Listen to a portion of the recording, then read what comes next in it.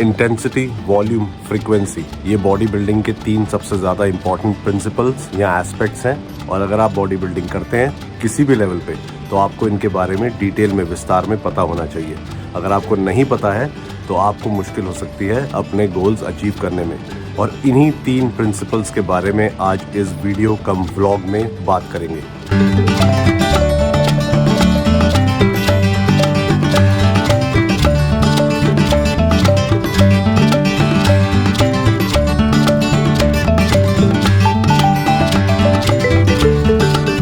मुझे पता है मैं ये आराम से खड़े होकर कॉफी पीने की जगह फटाफट जल्दी भी कॉफी पी सकता हूँ रेडी होते हुए, लेकिन ये जो 5-10 मिनट की शांति मैं एंजॉय करता हूँ सुबह उठ के, जो आपने वीडियो के बिगिनिंग पे देखी, उस पर ये 10 मिनट कुर्बान करना बिल्कुल बनता है। हाँ, मैं 10 मिनट एक्स्ट्रा सो सकता हूँ और क्विकली रेडी हो सकता हूँ, कॉफी फटाफट पी सकता हूँ, लेकिन मैं पर्पसली यहाँ 10 मिनट बिताता हूँ क्योंकि इतनी शांति जहाँ मैं रहता हूँ यहाँ पर मेरे को कभी एक्सपीरियंस नहीं होती इस टाइम के अलावा।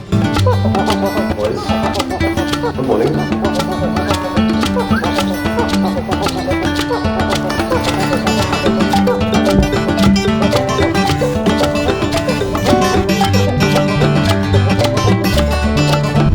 नमस्कार, welcome back to the channel. स्वागत है आपका एक नए व्लॉग में। और आपको पता है कि हम अपनी ऑलमोस्ट एंटीक कार को कब निकालते हैं और कब सड़कें इतनी खाली और शांत होती हैं? जब वीकेंड होता है। तो आज आपने सही समझा, संडे है। अभी बजे हैं सुबह के 6 एग्जैक्ट और हम जा रहे हैं जिम एक पुश बी वर्कआउट लगाने। अगर आपने प्रीवियस ब्लॉग नहीं देखा तो मैंने अपने वर्कआउट को 2 पार्ट्स में डिवाइड किया है, ए और बी। मेनली पुश और पुल वर्कआउट, जिसमें ए वर्कआउट होता है हाई इंटेंसिटी के साथ ज्यादा वेट उठाने की कोशिश करते हुए, और बी वर्कआउट होता है मॉडरेट इंटेंसिटी के साथ, जिसमें मैं मैक्सिमम से 20 to 30% कम वेट उठाता हूं और वॉल्यूम पे ज्यादा फोकस करता हूं। इन सब कंसेप्ट्स के बारे में आज बात करेंगे, लेकिन उससे पहले मुझे एक चीज बोलनी है कि हमारा दिमाग पता नहीं क्यों कोई चीज ना करने के बहाने पहले ढूंढता है कोई चीज करने से। अगर मैं एक्सरसाइज का एग्जाम्पल दूं तो जब सर्दी होती है तो सुबह के लिए लोग बोलते हैं यार बहुत सर्दी है, कैसे वर्कआउट करें। अब जैसे गर्मियां चल रही हैं तो सुबह भी, इस समय भी 35 to 37 डिग्रीज टेम्परेचर होता है और वो टेम्परेचर दिन में मैक्स आउट करता है 44-45 डिग्रीज तक।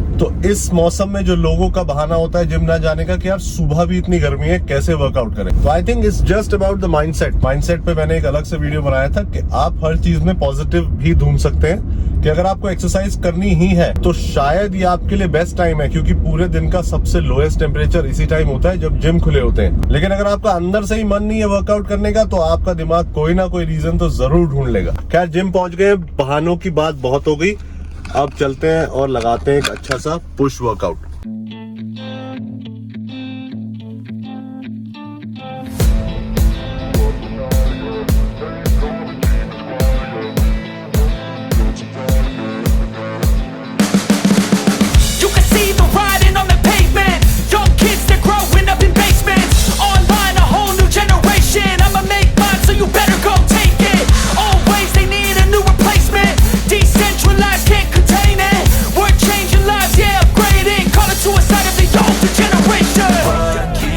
But now, yeah, make all the demons quiet, yeah. We were built to thrive, yeah. I think that we've all had enough. What keeps you up at night, yeah. Make all the demons quiet, yeah. We were built to thrive, yeah. I think that we've all had enough. Oh, yeah, I think that we've all had enough. Sick of dealing with the old plan. They know that we're calling it wrong. You got me like, oh, yeah, I think that we've all had enough.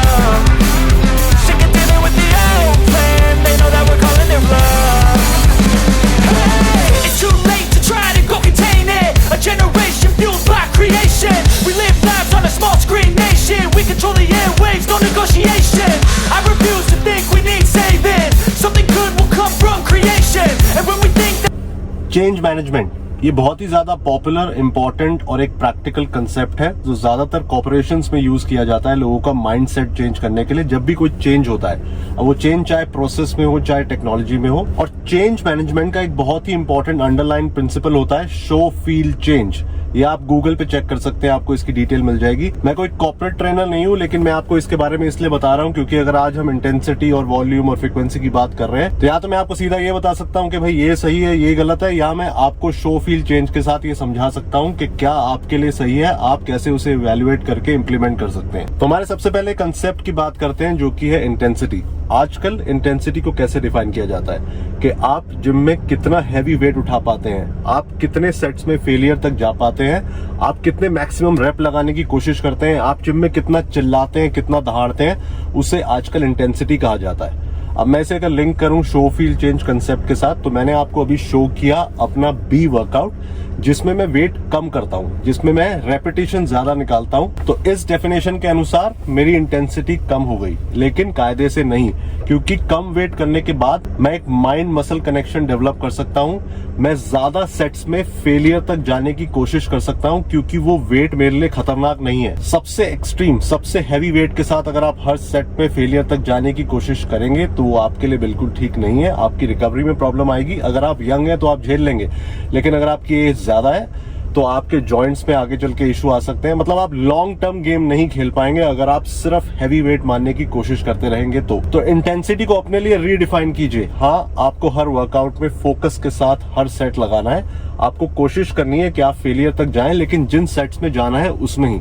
अगर आप बहुत heavy set मार रहे हैं, 3 से 4 rap आ रहे हैं, उसमें आप प्लीज फेलियर तक हर सेट में जाने की कोशिश मत कीजिए। Go around 80% 90% of your strength. But अगर मैं अपने टॉप वेट का सिर्फ 70% वेट मार रहा हूं, जैसे मैंने आज किया, तो मैं फेलियर तक जाने की कोशिश कर सकता हूं। तो मैंने आपको अपना वर्कआउट शो किया। अब आप इस बारे में सोचिए कि आप अपनी इंटेंसिटी को कैसे मैनिपुलेट कर सकते हैं अपने वर्कआउट से बेस्ट रिजल्ट्स लाने के लिए। ये फील पार्ट हो गया, और उसके बाद चेंज इंप्लीमेंट कीजिए जो आपको अपने वर्कआउट में करना है। क्या आप चाहते हो हर वर्कआउट में केवल हैवी उठाना, चिल्लाना, जिम को ये प्रूव करके दिखाना कि आप सबसे स्ट्रांग हो, या आप मसल बिल्ड करना चाहते हो, या आप अपनी मसल के साथ कनेक्शन बनाना चाहते हो? तो ये मैनिपुलेशन लाना वर्कआउट में जरूरी है। इसी को इंटेंसिटी ठीक मायने में कहा जाता है, और आप अपनी इंटेंसिटी खुद डिसाइड करेंगे। So lift the weight that you can control, और जिसमें आप अच्छे फॉर्म के साथ वर्कआउट कर पाओ, और जिसमें आप फेलियर तक जाने की कोशिश करते हुए अपने आप को इंजर ना कर बैठो, और आप वर्कआउट लॉन्ग टर्म में कर पाओ।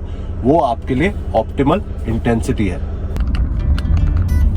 और फ्रूट जरूर खाने चाहिए। ये भाई इंटेंसिटी से रिलेटेड नहीं है, लेकिन सिर्फ प्रोटीन पे फोकस मत करते रहो। फ्रूट्स बहुत इंपॉर्टेंट होते हैं। फ्रूट की 1 या 2 सर्विंग हर दिन जरूर लो। और मैं आपको इसलिए बता रहा हूँ क्योंकि मैं फ्रूट लेने जा रहा हूँ, मुझे पाइनएप्पल लेना है और बनानास केले लेने हैं। मैं ब्रेकफास्ट में 1 सर्विंग फ्रूट्स की जरूर लेता हूँ, ज्यादातर पाइनएप्पल और पपाया का कॉम्बिनेशन। आप अपने स्वादानुसार कोई भी फ्रूट खाएं, लेकिन 1 या 2 सर्विंग फ्रूट की दिन में जरूर लें। हाँ जी भैया, क्या हाल है? 1 पाइनएप्पल दो, और नहीं आज खाना है तो वैसा दे दो, लेकिन बहुत गला ना हो। केले एक ही भाई, एक ही जल जाता है, दोबारा ले जाऊंगा।